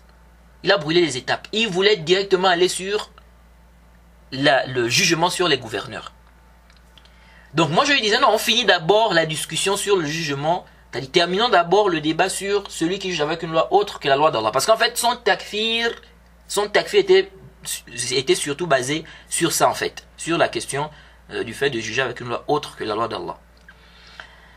Et donc moi je lui expliquais qu'on doit d'abord chercher à terminer comment on appelle ça, le débat sur ça, sur la sentence, celui qui juge avec une loi autre que la loi d'Allah, avant de parler maintenant des gouverneurs et tout ça, de parler des applications et tout. Alors, pour couper tout court, je lui ai posé une question. Donc il me pose la question, il me demande pourquoi je ne rends pas mécréants les gouverneurs de notre époque. Donc lui déjà il a fait, pour lui en fait, tous les gouverneurs de notre époque, donc tous les gouverneurs du monde en ce moment, pour lui sont des mécréants. Donc moi, pour couper tout court, je lui ai posé une question. Je lui ai dit, les gouverneurs de l'Arabie Saoudite, pour toi, ce sont des mécréants? Il n'a pas répondu pendant quelques minutes. Il est rentré dans un autre sujet. J'ai encore répété la question. Ce sont des mécréants ou pas? Réponds. Et écoutez la réponse. Hein. Quand j'ai insisté, j'ai dit, ce sont des mécréants ou pas? Réponds. Écoutez ce qu'il me dit. Et il dit, et je ne m'attendais même pas à ça. Parce que je me disais qu'il allait sûrement me dire, ils sont mécréants car ils ne jugent pas avec la loi d'Allah. Vous voyez. Comme certains takfiri, khawarij disent. Vous voyez. Ou bien il allait me dire non, ils ont des alliances avec des koufars, des trucs comme ça. Mais là, il m'a sorti quelque chose vraiment, c'était vraiment surprenant. Écoutez ce qu'il me dit. Et je me disais en fait que bon, il allait faire sortir son ta'lil au niveau de celui qui juge, ou bien du jugement de celui qui juge avec une loi autre que la loi d'Allah. Donc je me disais que c'était juste ça en fait la raison qui devait me sortir. Et il dit quoi? Ou comme j'ai dit, la question de, comment on appelle, des alliances et tout ça. Et là, qu'est-ce qu'il me dit? Suivant, il dit, concernant le gouvernement, voilà, il me dit, concernant le gouvernement saoudien. Ensuite, il met entre griffes, qui juge avec la loi d'Allah, comme les ignorants disent. C'est pour dire quoi? C'est-à-dire, il veut dire en fait que ce sont des ignorants qui disent qu'ils jugent avec la loi d'Allah. Mais en réalité, ils ne jugent pas avec la loi d'Allah. Donc il met ça entre griffes et puis à côté il dit comme les ignorants disent. Donc il dit concernant les gouverneurs, concernant le gouvernement saoudien qui juge avec la loi d'Allah. Donc ça c'est entre griffes. Il dit comme les ignorants disent. Écoutez, il dit avant que je ne rende mécréant le gouvernement saoudien, j'ai discuté avec un travailleur saoudien. Il croit que le gouvernement saoudien juge avec la loi d'Allah. Je lui ai posé la question concernant les banques qui font du riba. Il m'a dit qu'il y a des banques islamiques, donc en Arabie Saoudite, il y a des banques et il y a des banques classiques de riba. Écoutez, il dit, cette preuve suffit pour prouver que le Conseil des ministres saoudiens a autorisé ce qu'Allah interdit. Ensuite, il a cité des paroles du Cheikh al-Islam, Ibn Taymiyyah, qui montrent que celui qui rend halal ce qui est haram, par consensus, il est kafir, il est mécréant. Ensuite, il dit, le riba est haram, par consensus, et le gouvernement saoudien a rendu le riba halal. Après, il dit, je ne parle même pas de la question des alliances avec les kuffars, avec les mécréants. Donc, il veut dire en fait qu'il ne rentre même pas dans les autres annulatifs de l'islam pour lui. Est-ce que vous voyez? Lui, il se limite seulement à ça, la question du riba. Donc, qu'est-ce qui s'est passé ici? En fait, pour lui, en fait, la présence des banques classiques qui font le riba en Arabie Saoudite, selon lui, ça c'est sa prétention. Okay, donc, il y a des banques classiques qui font le riba en Arabie Saoudite. Donc, selon lui, la présence de ces banques-là, ça suffit pour prouver que le gouvernement saoudien a rendu halal le riba. Vous voyez ça? Et donc, celui qui rend halal le riba, il est quoi? Il est kafir. Est-ce que vous suivez? Alors, je lui ai dit, je suis convaincu maintenant que tu es un ignorant des questions de takfir. Donc, le simple fait qu'il y ait la présence d'une banque qui est dans le riba, dans un pays, ça suffit pour prouver que le gouvernement a rendu ça halal, que le gouvernement considère que c'est permis. J'ai dit par Allah, ceci est de l'ignorance.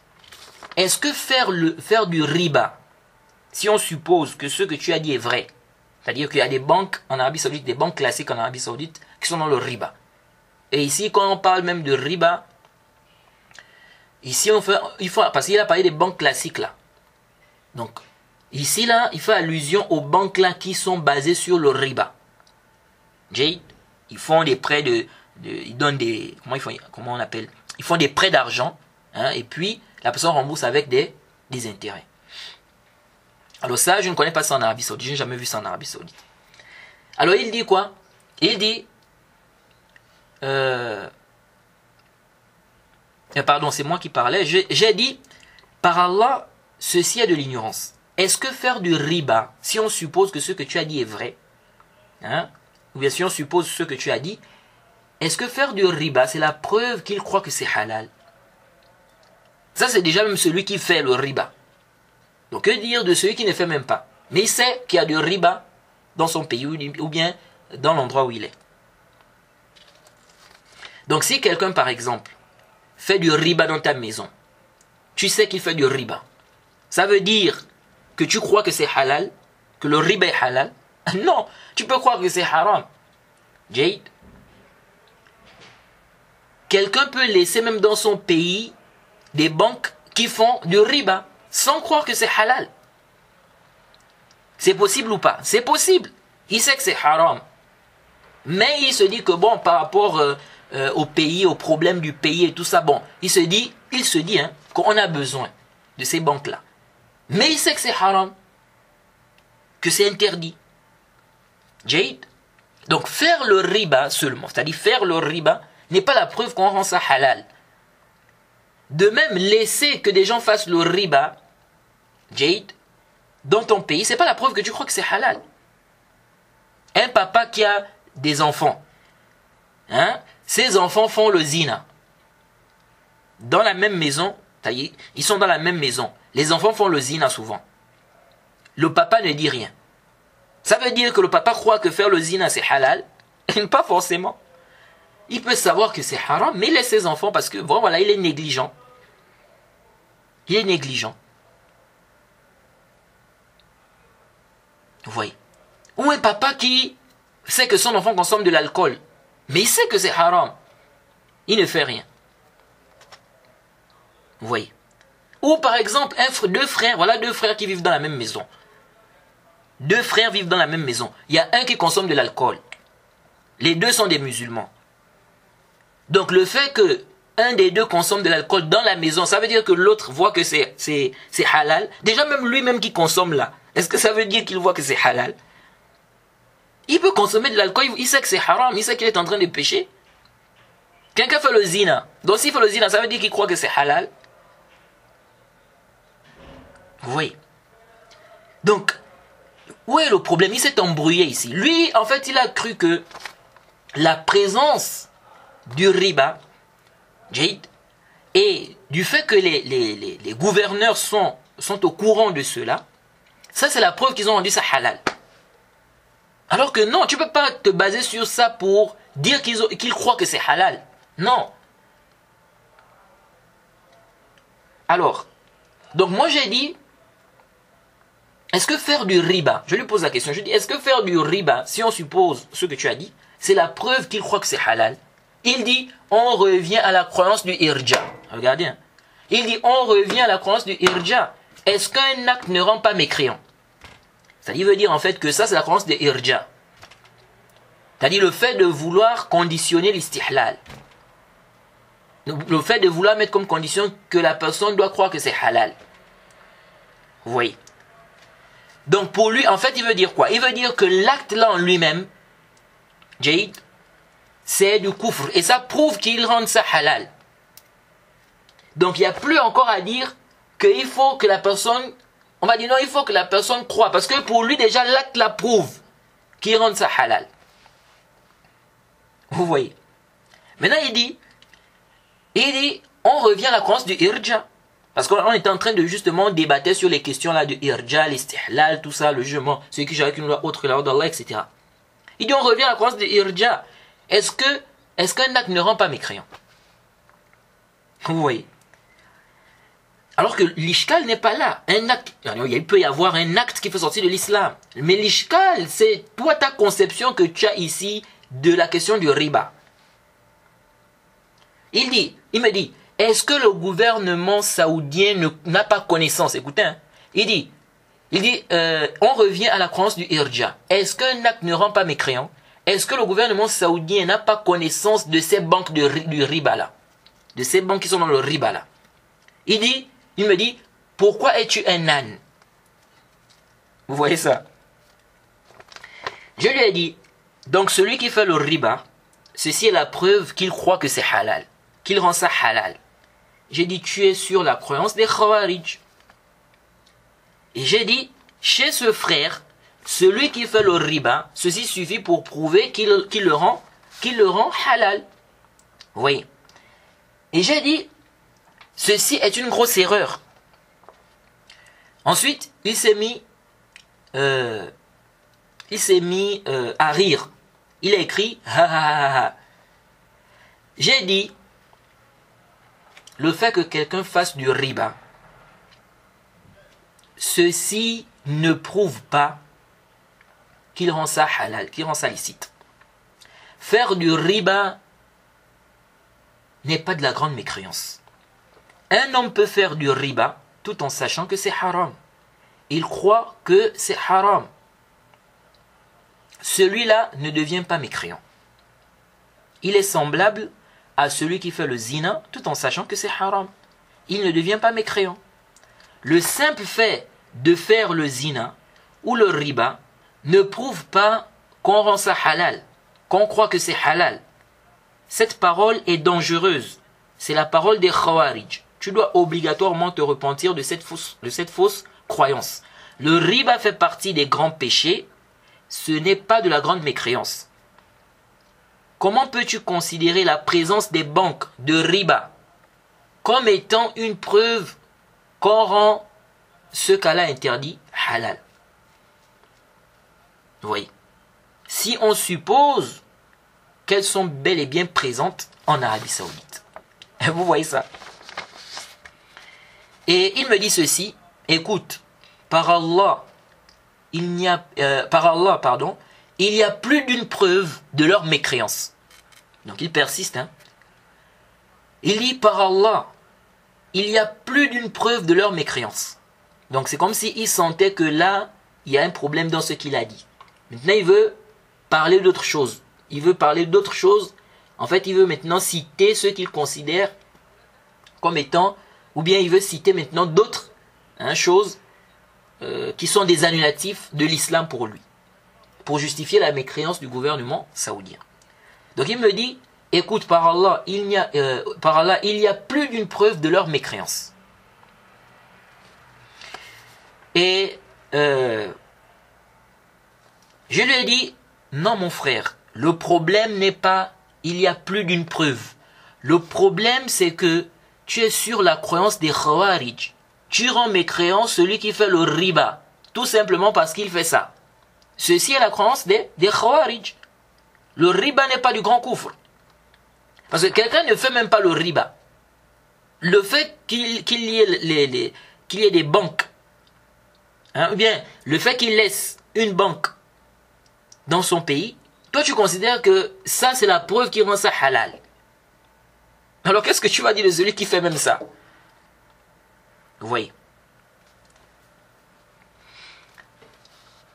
Et je lui ai dit, tu ne connais pas ce que c'est que le grand kufr. Et tu rends mécréant le gouvernement saoudien? La ilaha illallah. Allahu Akbar. Vous voyez. Après il dit non, il cède des kuffars. Il cède des kuffars et leur alliance avec les kuffars. Vous voyez. Il dit, on ne rend pas mécréant par le péché. Je rends mécréant par le péché si on le rend halal. Vous voyez. Et beaucoup de gens se sont embrouillés aussi dans la question là. La question de celui qui commet le riba. Tout en sachant que ce qu'il est en train de faire là, c'est du riba. Même Abu Ishaq al-Huwaini, il s'est embrouillé sur la question là. Il s'est embrouillé sur la question là. Et non, celui qui fait le riba, il dit je sais que c'est haram, mais je vais faire. Et celui-là c'est un kafir.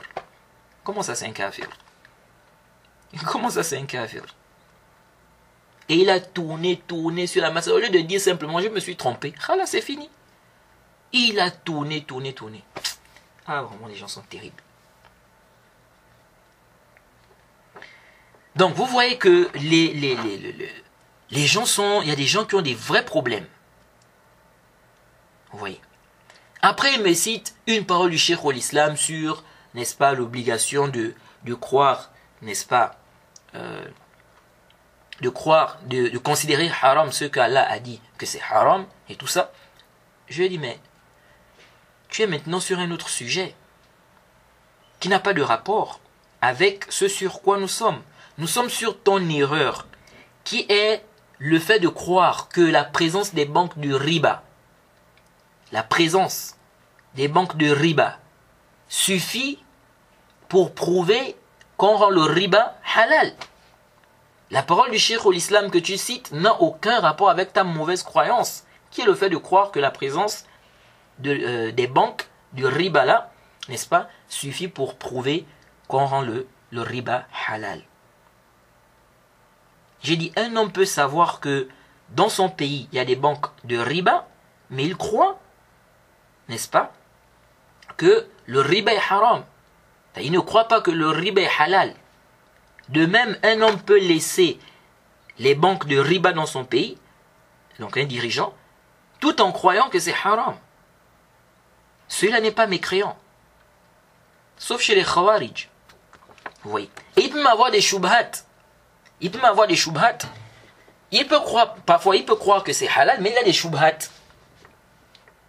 Des gens sont venus, ils ont embrouillé. Surtout que la question du riba aujourd'hui, il y a plein de gens qui amènent les shubhat. Regardez les gens comme les Islam ibn Ahmed. Ils te disent non, ce que les banques font là, ce n'est même pas du riba. Regardez, hein. Après, il te fait l'analogie avec la question du mudaraba et tout ça, il t'apporte des choses, il t'embrouille. Il rend même des hadiths qui sont dans musulmans faibles. Parce qu'en fait, il s'est embrouillé même sur la mas'ala. Et on l'avait déjà réfuté. On a réfuté ces shubhat là. Ces shubhat qu'il apporte pour dire que ce que les banques font là, ce n'est même pas du riba. Donc des gens apportent des shubhat. Des gens apportent des shubhat. Les Qardawi, tout ça, ils apportent des shubhat. Donc, il peut même croire que c'est halal, mais il a une shubha. Il a une shubha. Quelqu'un est venu, il a embrouillé, il a apporté des choses, hein, des shubhas pour dire que non, ce que les banques font là, il n'y a pas de problème. Oui. Par exemple, la question du riba, il y en a qui se sont vraiment embrouillés ici. Ils n'ont pas fait la différence entre le riba dans le prêt et le riba dans les ventes. Et donc ils ont cru que la divergence des savants sur la question du riba dans les ventes, c'est la même divergence sur le riba dans le prêt. Alors que c'est faux. Sur le prêt, il n'y a pas de divergence. Tout prêt qui engendre un intérêt, c'est-à-dire tout prêt on va conditionner, qu'on doit te rendre, ou bien qu'on doit rendre avec intérêt, c'est du riba, par consensus. Peu importe le prêt. Il n'y a pas de divergence ici. La divergence des savants, c'est sur le riba dans la vente. Et on avait déjà détaillé ça. Donc même les Bajrafi, les Hassan et Hussein se sont embrouillés ici sur la mas'ala là. Ils ont cru que la divergence là, c'était une divergence, n'est-ce pas? La divergence sur le riba dans les ventes, c'est la différence dans le riba dans le prêt. Alors que c'est faux. Et ils ont embrouillé les gens comme ça. Donc il se peut même qu'il y ait des shubhat. Donc comment tu vas même déjà faire le takfir comme ça? Si tu viens demander à ce dirigeant-là, le riba, c'est halal ou bien c'est haram? Il va dire c'est haram. Mais le problème, c'est la figure là. Ou bien ça là, de manière spécifique. Il se peut qu'il ait des shubhat. Est-ce que ça rentre dans le riba? Est-ce que telle ou telle transaction rentre dans le riba? C'est ça. Et il y a même encore d'autres qui s'embrouillent même. Il y a des masaïs où les savants divergent. Est-ce que ça rentre dans le riba ou pas? Si maintenant, un dirigeant a pris une position dans son pays, une position des savants, ils ont dit, bon, ça, c'est pas du riba. Il a pris, il a adopté ça. Tu vas faire son takfir. Sachant que les savants ont divergé ici, est-ce que cette transaction-là, de manière spécifique, c'est du riba ou pas? Donc, c'est des questions, il faut faire attention. Il faut faire attention. Alors, donc je lui ai dit, un homme peut laisser les banques de riba dans son pays, tout en sachant que c'est haram, tout en croyant que c'est haram. Celui-là n'est pas mécréant. Sauf chez les Khawarij. Faire le riba n'est pas une preuve qui suffit pour dire que la personne rend le riba halal. Jade, celui qui dit ça, donc je lui ai dit, celui qui dit ça, sa parole est batilun, c'est la croyance des Khawarij. Cela ne fait pas partie des croyances des gens de la Sunna. Tu dois obligatoirement te repentir de cela. Sinon, tu fais partie des Khawarij. J'ai terminé avec toi. Assalamu alayka wa rahmatullahi wa barakatuhu. J'ai terminé le débat avec lui. Après maintenant, j'ai débattu avec son ami. Là, on parlait maintenant de la question de celui qui délaisse ses actes apparents, tout ça.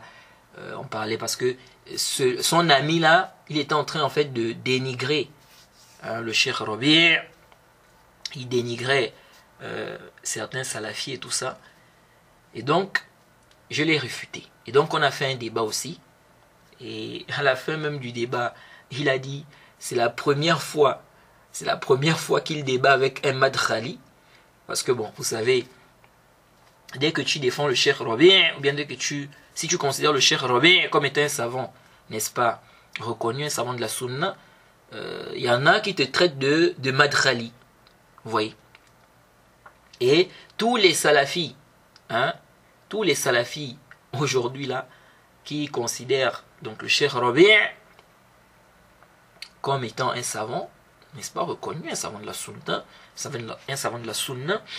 ils sont appelés madkhalistes, bien madkhali. On va te dire, ce sont des madakhila, voilà, ils disent des madakhila. Et en français là, ils disent madkhalistes. Excusez-moi. Donc vous voyez que, un peu ma grippe là, qui m'embête. Donc vous voyez que ces gens-là, c'est comme comment on appelle, ceux qui appellent les salafis wahhabiyya. Vous voyez. C'est des noms comme ça qu'ils créent pour faire fuir les gens de la vérité. C'est la même chose avec les madakhila, bien madkhalistes. Vous voyez. Donc ils traitent des gens de madkhalistes, de madakhila. Donc ils disent la première fois que je discute avec un madkhali,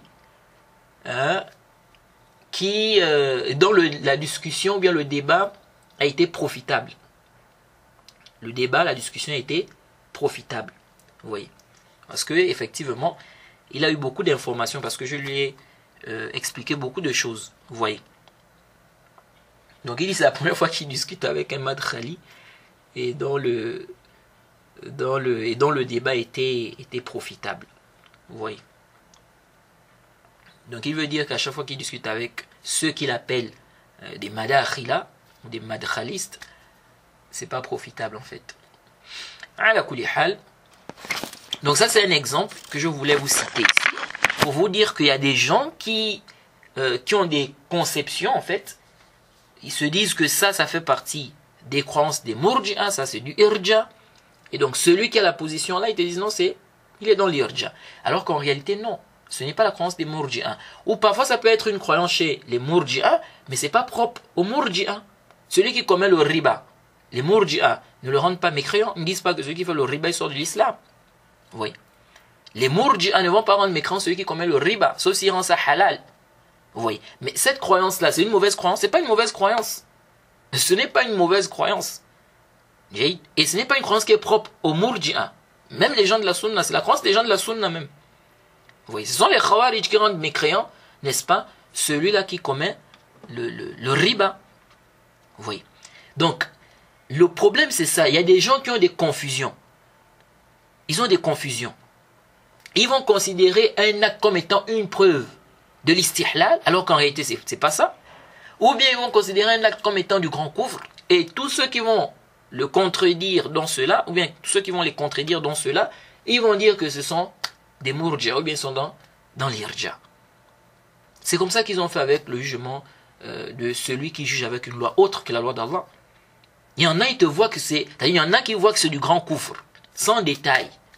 Toi, quand tu viens avec des détails, tu te dis non, là, toi, tu es en train de mettre comme condition l'istihlal. Qui met comme condition l'istihlal, ce sont les murji'a. Et donc, ils accusent des gens d'irja comme ça. Donc, c'est ça. Donc, la confusion est là aussi. La confusion est là. Il y a des gens qui font rentrer des choses, c'est-à-dire qui croient que ça, c'est une croyance des murji'a. Alors qu'en réalité, ce n'est pas la croyance des murji'a. Il y en a qui croient que telle croyance est propre aux murji'a, c'est-à-dire c'est seulement une croyance des murji'a, c'est une croyance qui est fausse. Alors que non, c'est pas une croyance qui est propre aux murji'a. Cette croyance-là n'est même pas fausse. Donc il y a aussi cette confusion-là. Il y a aussi cette confusion-là. Donc ce qui fait qu'il faut faire très attention. Il faut faire très attention. Et je remarque même que la confusion est plus là. C'est plus dans le fait d'accuser les gens d'irja, n'est-ce pas, de faire entrer des croyances en disant que ça, c'est la croyance des murji'a, alors qu'en réalité, c'est pas ça. Ou ça peut être ça, mais c'est pas propre aux murji'a. Je remarque que c'est ce qui est même beaucoup plus répandu que ceux-là qui vont peut-être croire, qui vont avoir une croyance des murji'a, alors que c'est pas une croyance, en croyant que c'est une croyance des gens de la sunna, alors que c'est pas une croyance des gens de la sunna.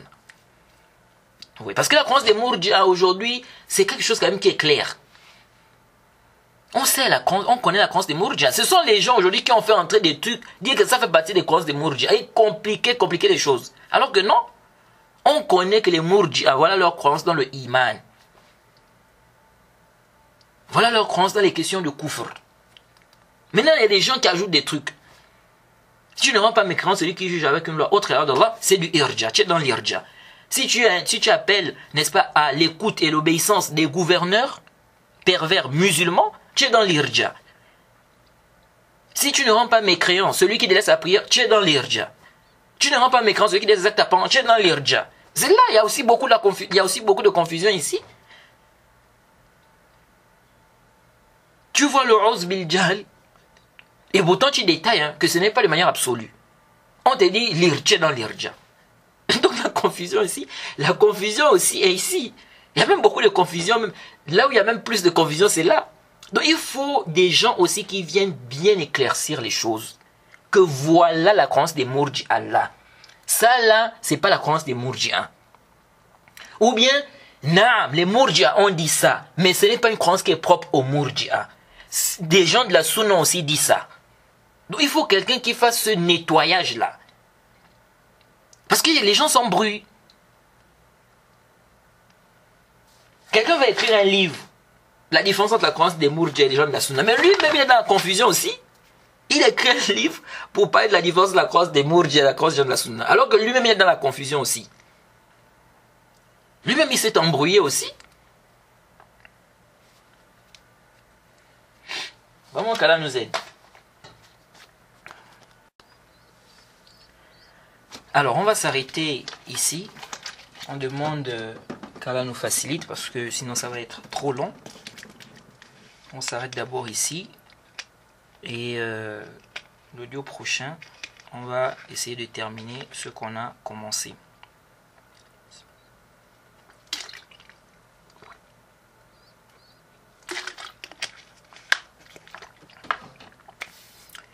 Wa subhanaka Allahumma bihamdik wa ashhadu an la ilaha illa anta astaghfiruka wa atubu ilayk.